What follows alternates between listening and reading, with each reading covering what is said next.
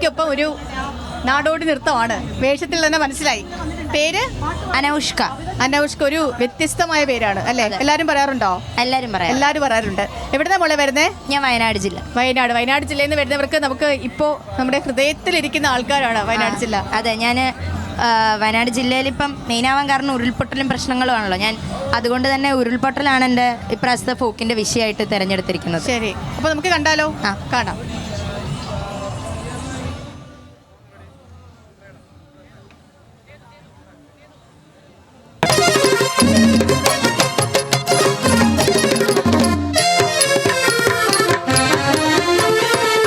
കർക്കിടകം താണ്ഡവമാടും നാളിൽ പഞ്ഞക്കാലം ഊരിൽ പട്ടിണിക്കാലം. ഊരുവിട്ടു കാടിറങ്ങി നാട്ടിലെത്തണം. വേല ചെയ്തു അന്നവുമായി മടങ്ങേണം. എൻ മകൾ പൊന്മകൾ കാത്തിരിക്കും. വിശക്കും വയറുമായി കാത്തിരിക്കും. തോരാതെ മഴ പെയ്തു ഈ 2 നാൾ. നാട്ടിലെ പാതയിൽ മരങ്ങൾ വീണു.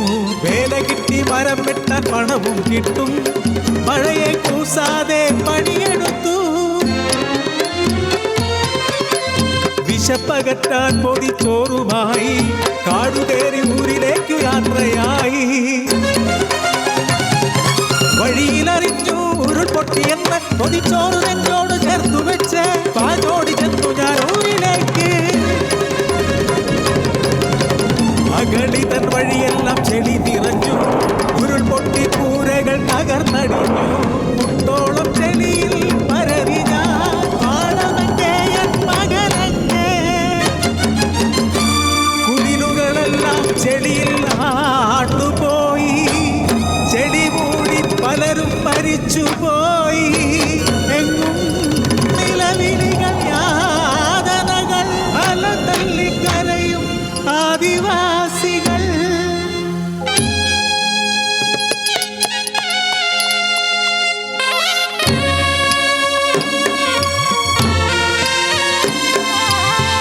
അടഞ്ഞൊര ചെളി പൂണ്ട കണ്ണുകൾ. തുറന്നൊര വായിലും മണ്ണ്.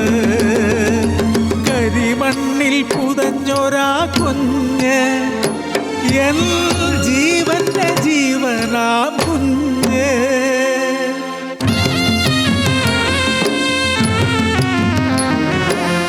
ആദ്യത്തെ ജീവനേ ആദിവാസികൾ. ഇന്നു ജീവനും വിലയില്ലാത്തോർ. ദൈവവും പ്രകൃതിയും കൈവിടുന്നോ. കാടും മലയും മേടും ചതിച്ചിടുന്നോ.